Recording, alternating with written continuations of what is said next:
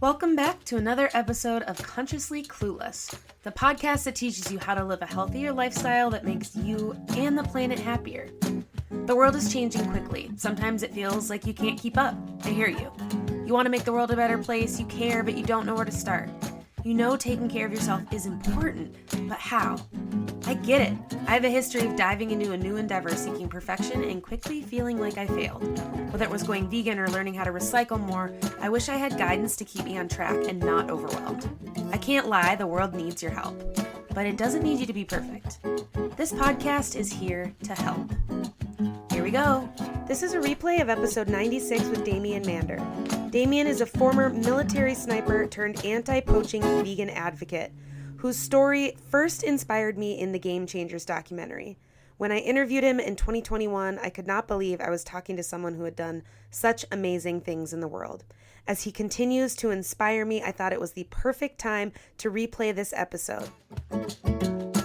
Thank you for joining me. I'm so excited that we got to connect. I really appreciate it. Oh, sweet. Thanks for having me, Carly. Cheers. Yeah, of course. The podcast is called Consciously Clueless. And that came from this place of me realizing sometimes you're with it and you get it and you think you've got it figured out. And other days you're like, I have no fucking clue what's going on. I have no idea. I'm clueless and everything in between.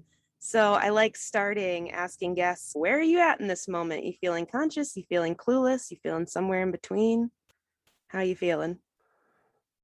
I'm feeling good. Hey, I'm 12 years into a conservation career. I'm 41 years old. I've had some immense challenges in life. It's probably a handful of times I probably shouldn't be here anymore. So this is all extra time and I'm making the most of it. But just in terms, I see myself being involved with conservation for the rest of my life. So this is me now. And I've been through some really turbulent and tough times, and now I'm really having fun with it. So I'm enjoying it. Just come back from 2 months in America, speaking with some of our investors, new investors, donors, other people involved with the movement. It's been very productive in that respect. So we're just here in the middle of a massive scale up as an organization. And there's challenges every day. Each challenge is a blessing. We come out of it stronger. So I'm good. I'm still clueless in a lot of areas, mate. But figuring out the clueless parts it's all part of the fun. Yeah, absolutely. And turning it into fun is a real mind shift too, seeing those things as enjoyable. So I first, like many, I'm sure, heard your story in the Game Changers and was completely blown away. So for those who haven't watched it, which if they haven't and they're listening, go watch Game Changers. But if they haven't yet, can you kind of walk us through your journey into conservation a little bit? Yeah, sure. So I grew up in Australia, joined the Navy, I became a clearance diver. So for those people in America, like the clearance diver in the Australian Navy is like our version of the SEALs when you're encompassed with the different roles that we do. I went across to an Army Special Operations unit after September 11, a new unit that was formed, served as a special ops sniper, did a bunch of years in Iraq, finished up there, just, I suppose, a little disillusioned with what next, and ended up in South America. Bunch of drugs and alcohol, just trying to figure out the what next, and just the purpose and mission was over. The network of friends and colleagues was no longer side by side, and I'm just trying to figure it all out, and at the same time just drowning it out in a way that I suppose a lot of people who are coming out of that sort of background do. I was one of the lucky ones hitting rock bottom. I managed to get my shit together and get myself to Africa for what became the beginning of the next chapter. But speaking to an American audience over there, where more than 20 US veterans a day commit suicide, having been in you don't have too many months go past that there isn't someone from our network that we have worked with or been involved with or know that has taken their own life. So I was lucky. I found purpose again. In conservation and in animals. And I do, when I say lucky, I'm dead serious about that. I am one of the lucky ones.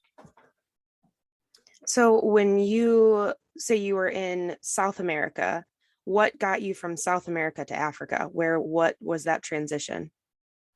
I was like 11 months into South America and we were just blowing copious amounts of drugs. It's just at the time, at the beginning, it was like this, I'd done well financially. through residential property investment. I'd done well from a career standpoint. I'd survived 3 years in Iraq.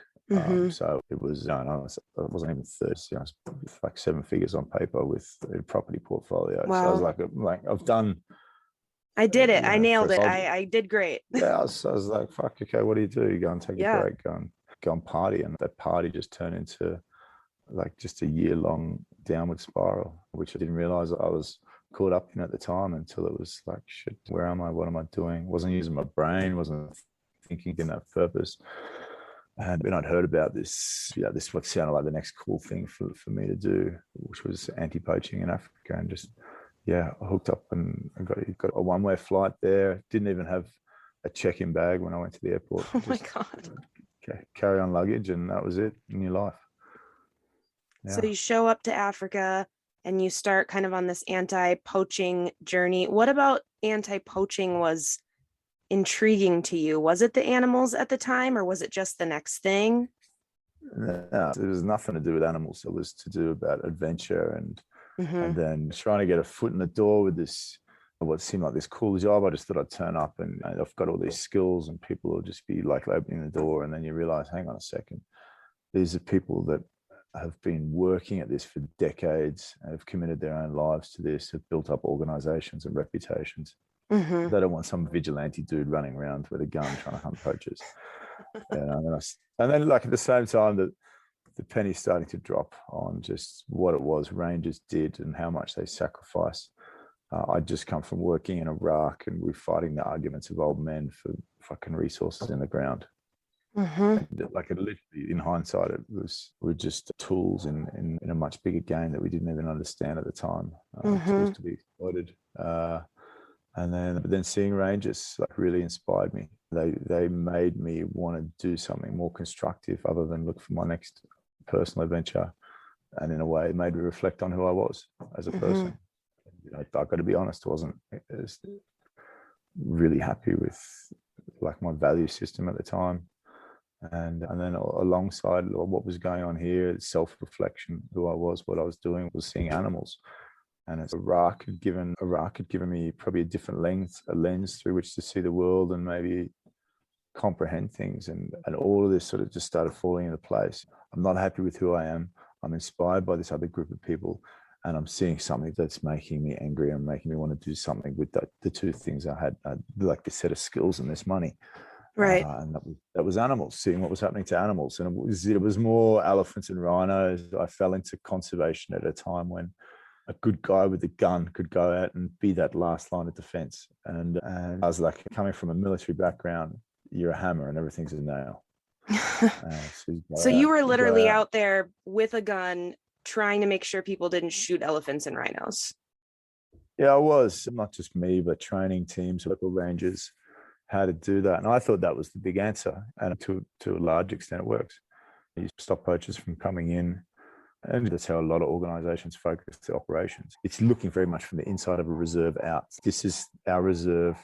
These are the animals that live here, and we're going to go out and protect them. And then years and a bunch of mistakes, and also having the luxury of being able to reflect on the mistakes we'd made in the military, the mistakes we made in Iraq. I was able to start to piece together what I've now seen to be a much better way forward. And it's gone from looking from the inside out into the communities to being in the communities and looking at this from a social angle and dealing with the environmental issues that we face from a social side in order to have an environmental or a conservation outcome. So that switch from inside to looking at like communities and how to make that, is that where starting your own organization came from? Yeah, exactly. So yeah, that was October 2009. Just there was a bunch of incidents that were happening. A couple in particular, seeing an elephant with its face cut off. That's confronting. And I used to be a hunter. Yeah. And a hunter and a person that hunt not as what someone described as maybe a more noble form of hunting, trying to hunt your own meat or your own food, but as someone that did it as a teenager that was desperate for some form of primal respect from my peers. So take aim at the vulnerable. And so this is who I was. I was also a hunter. I understand. Yeah. Wow. I didn't know that, hey? Yeah. Why did you hunt?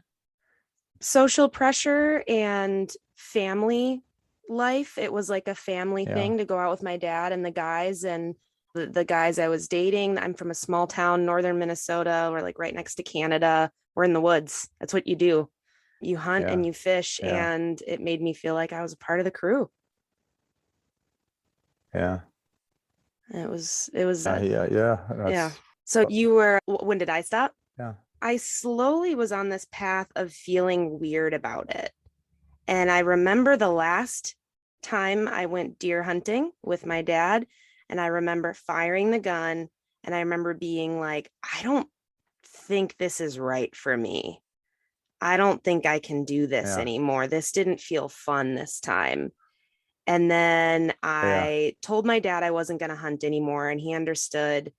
And then I told him I wasn't going to fish anymore. That was a little harder. That's been like our relationship my whole life. Luckily, I have a great dad who can adapt and will find other ways to spend time with me. But I felt like I was disappointing people by not hunting and not fishing. It was odd. It's odd.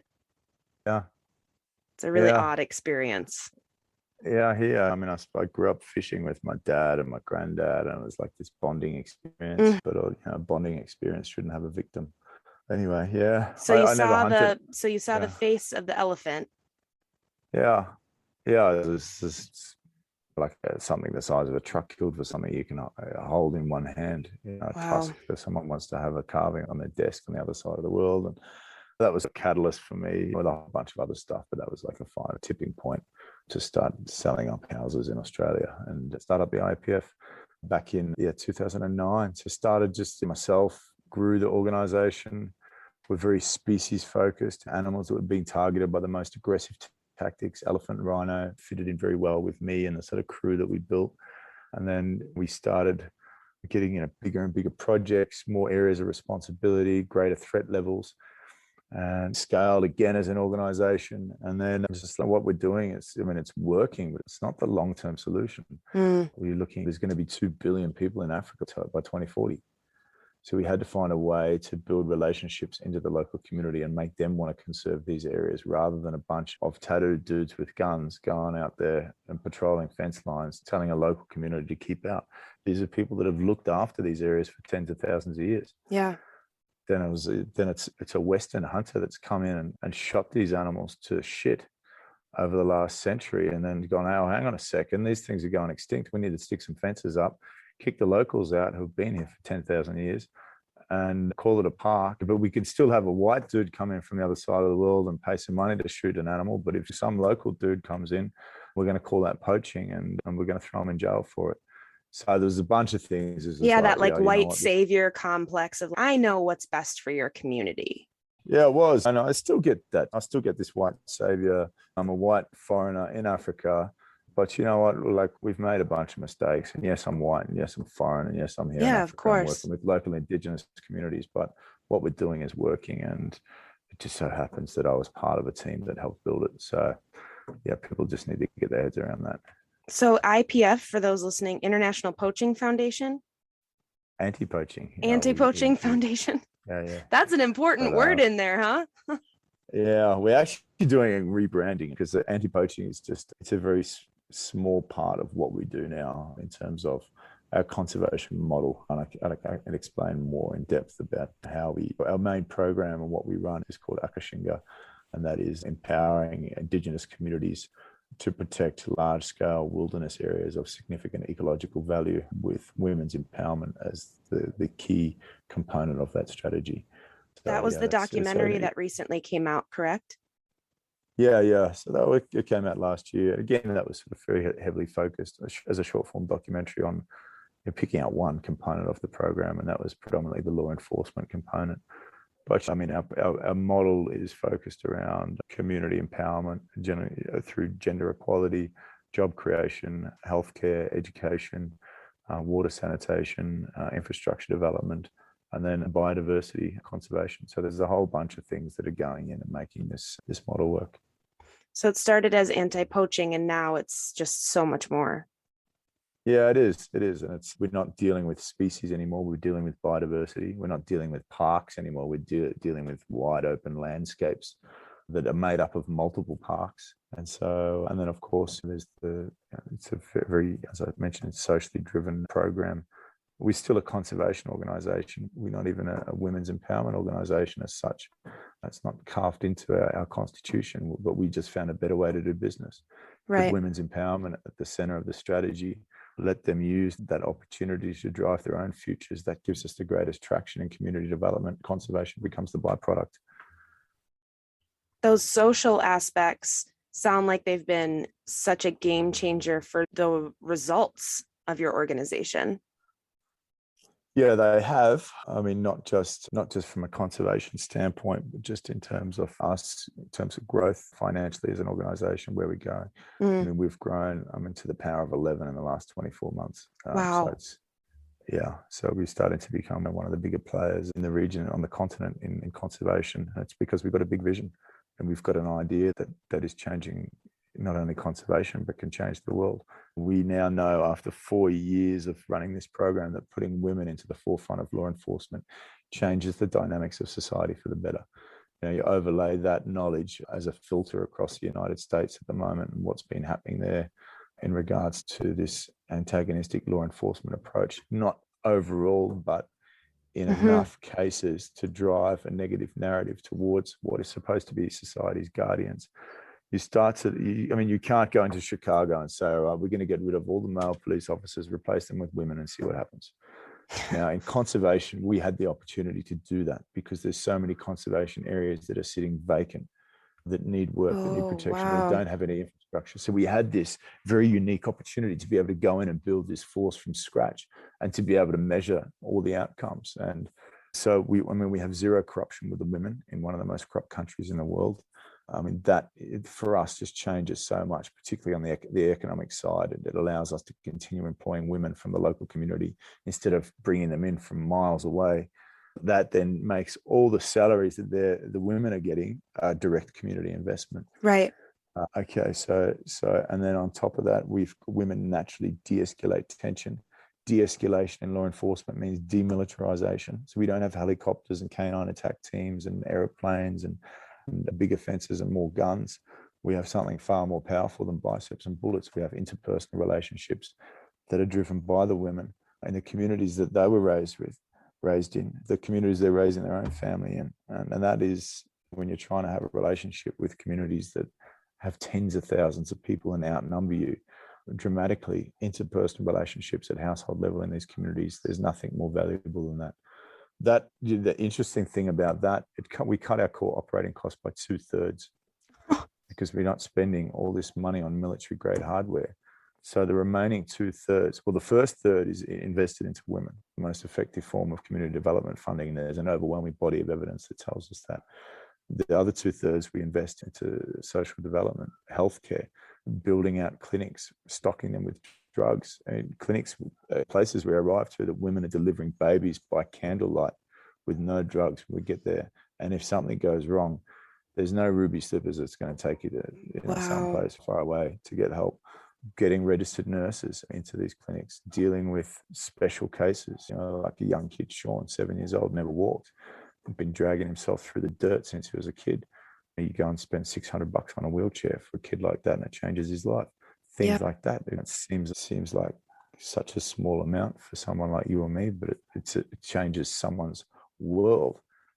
And then it's the people around them. It changes the community, and you start to getting a positive perception of the outcomes of conservation, as opposed to this like us and them. Let's say, here's this conservation armed force that's out there trying to stop us from going and poaching. It's okay.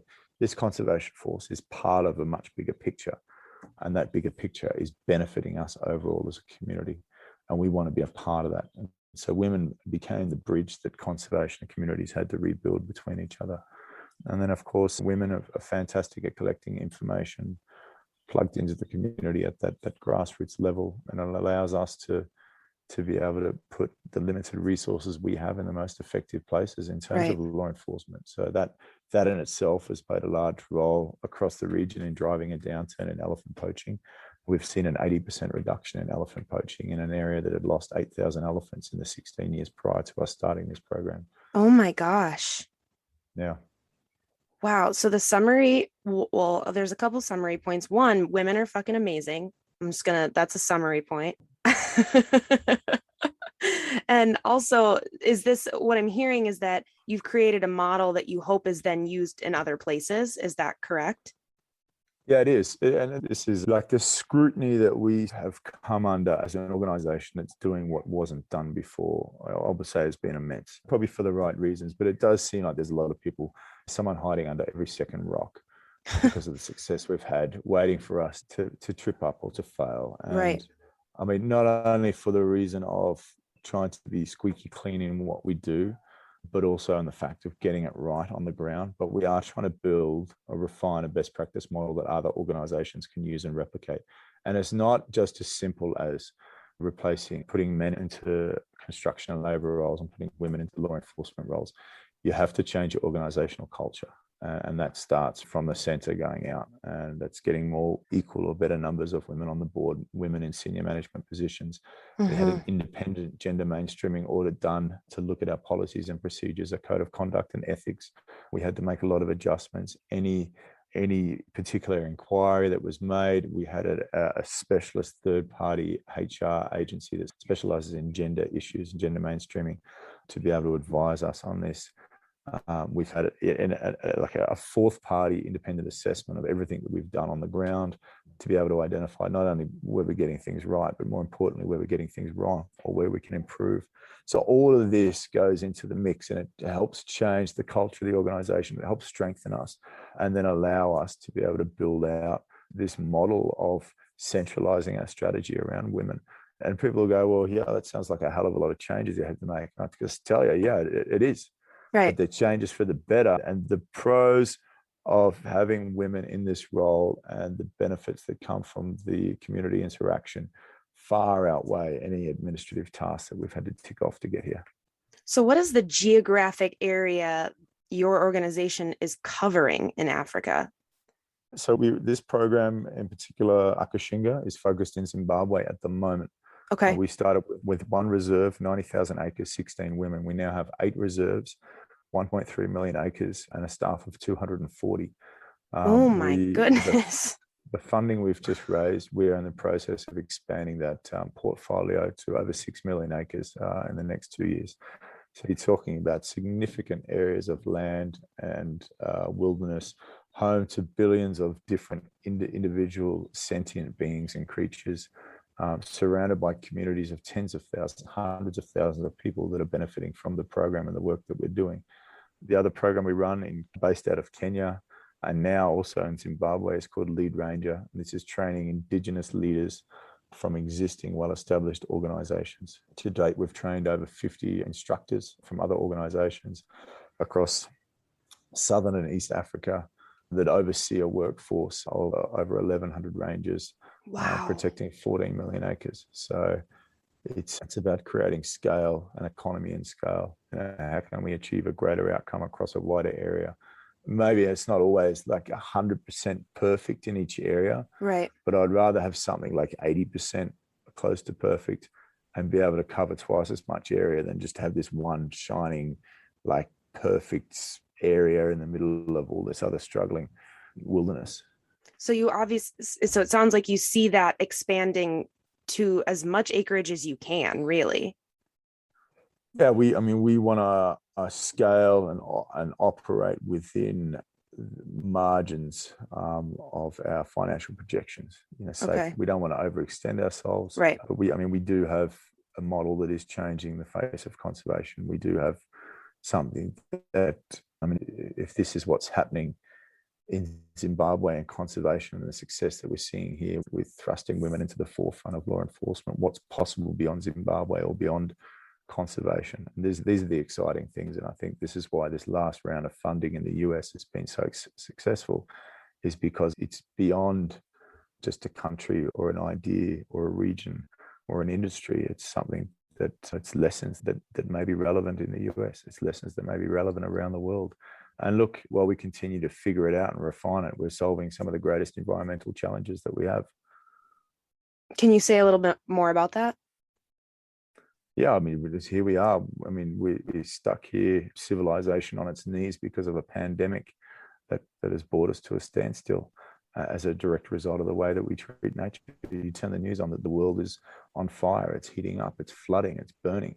And that inspires me. There's never been a greater time in history to be involved with conservation and wildlife protection. We're at a time of crisis, and we all need to be snapping our heels together and getting to work.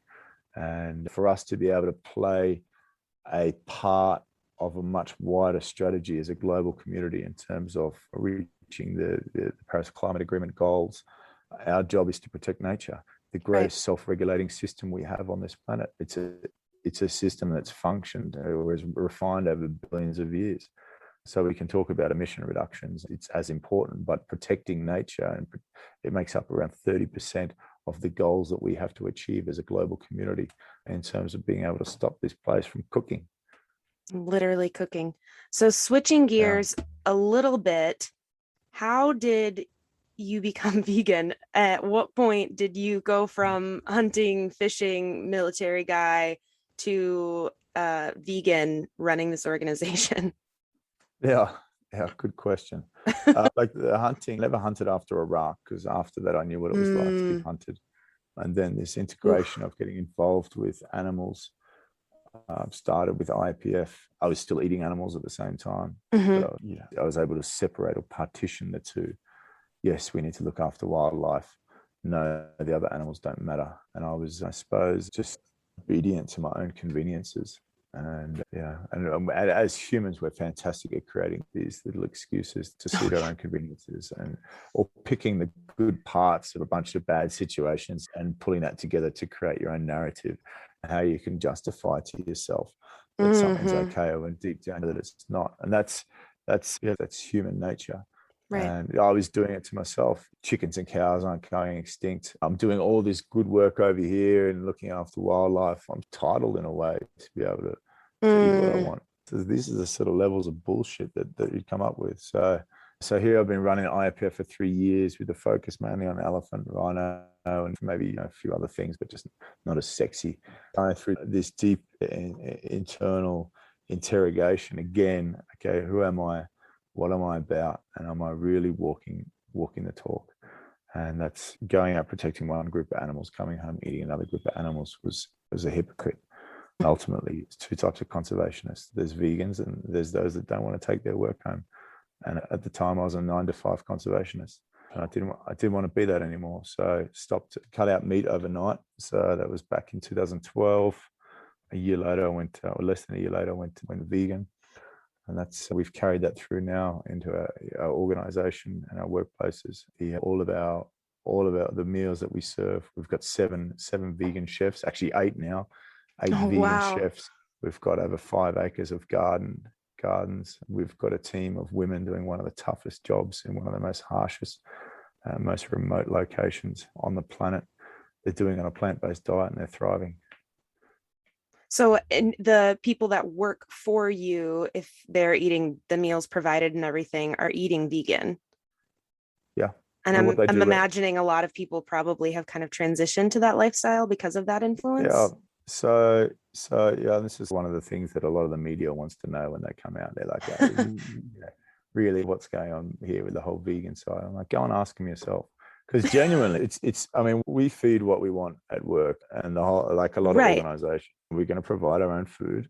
Right. And if you don't like that, then you're entitled to bring your own or not work with us. That's completely fine. And we feed extremely healthy food in great volumes. When we've got women that are walking up to 20 miles a day, sometimes longer, carrying packs and loads and chasing poachers through the heat of the Zambezi Valley. It can be 110 degrees there.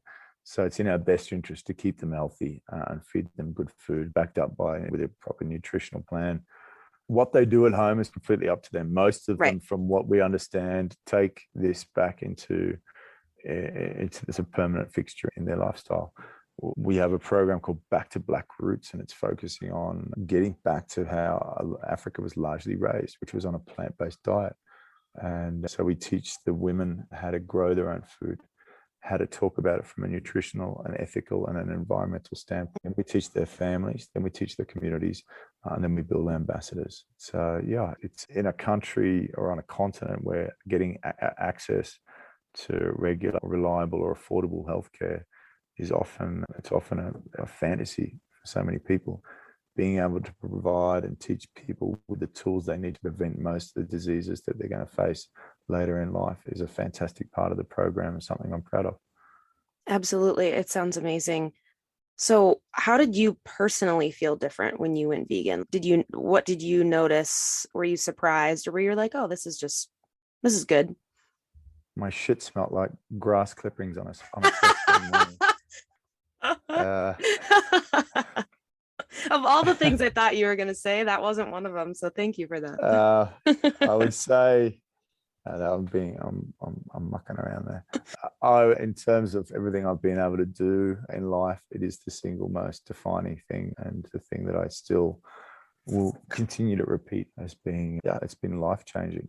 I was never really the one to focus too much from the diet nutrition side. From a personal standpoint, it was always about animals and ethics, and I suppose from a conscious standpoint, the lens through which I see the world now and deal with other people, the empathy that has allowed me to have, it's all changed, and that wasn't an intentional part of the decision I made. It's just something that has happened, and I don't even have to get out of bed in the morning, and I'm already doing something that is as good as anything you can do for animals or for the planet.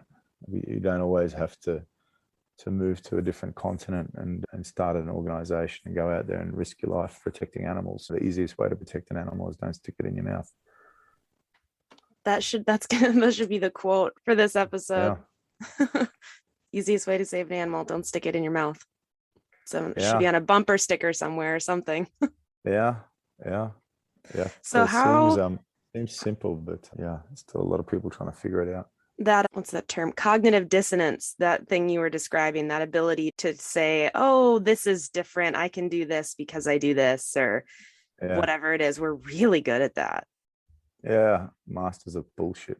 Yes. Masters of bullshit. We are masters of bullshit for sure. Yeah. Grass clipping bullshit. So how, given the zillion things that you are doing with this organization as it grows, and how do you take care of yourself? What do you do for yourself to stay somewhat sane? Exercise most days. I just finished like a brutal tour, about 16 cities in 10 weeks across the US. Wow. Which was, it's fine. If I'm not, that was for IAPF. I also speak on the National Geographic Speakers Bureau. So when you combine one of our own tours with a National Geographic tour, it can be sometimes 4 cities a week, late nights, early starts.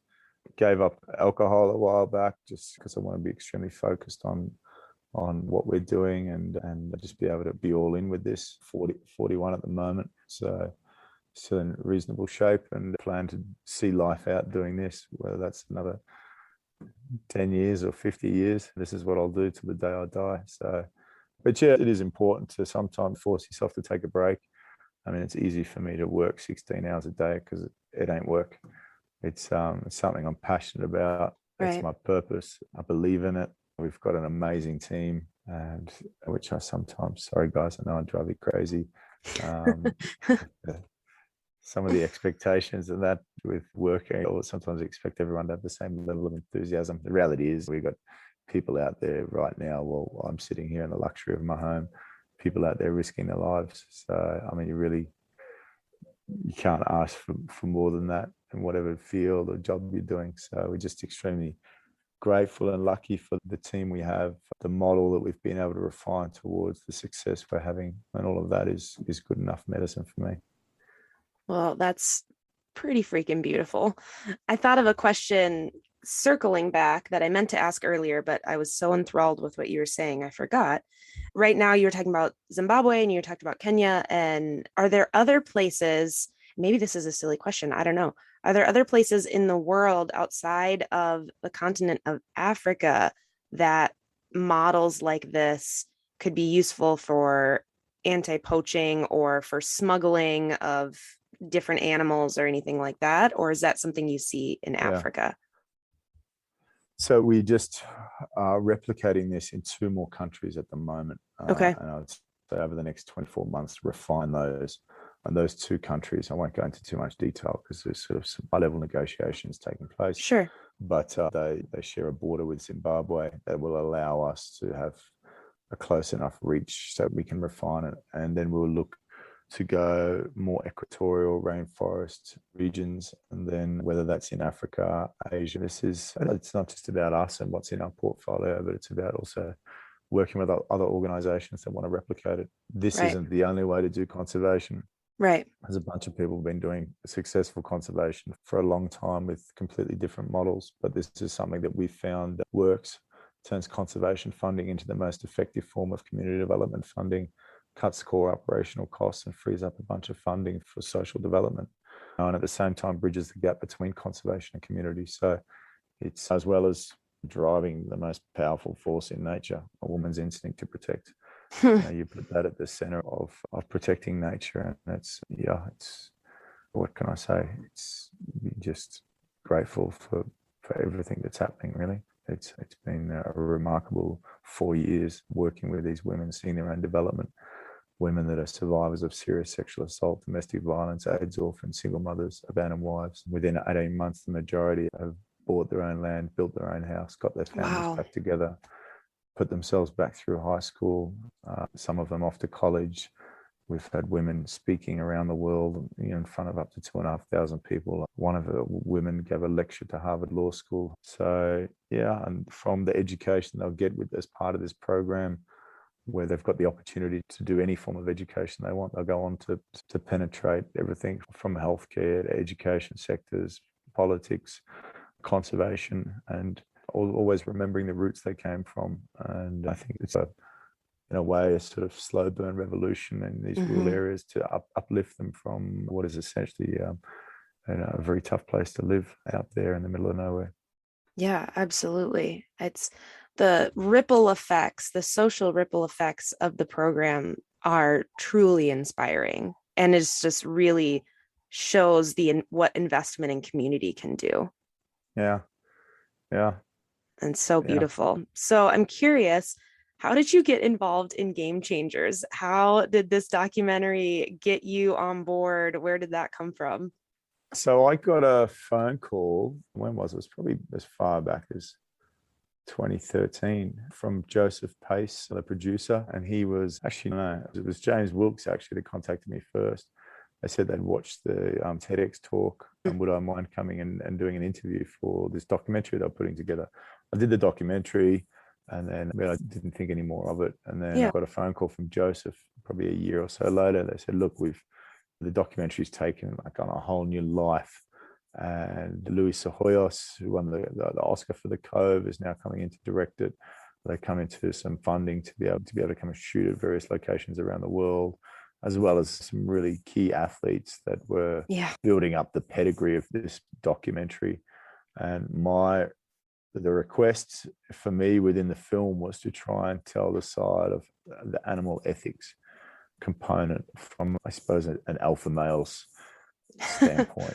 Because look, it's a movie that's often full of alphas, and I think that was the target audience there. And I'm not going to shy away from it. I'm an alpha male, and I think able to tell the story there to people that are just like me, because as that male, I think we should be role models in society. We should stand up for those that can't defend themselves. We should protect, and animals sit at the right up the top of the list of those that are vulnerable in our communities and in our world.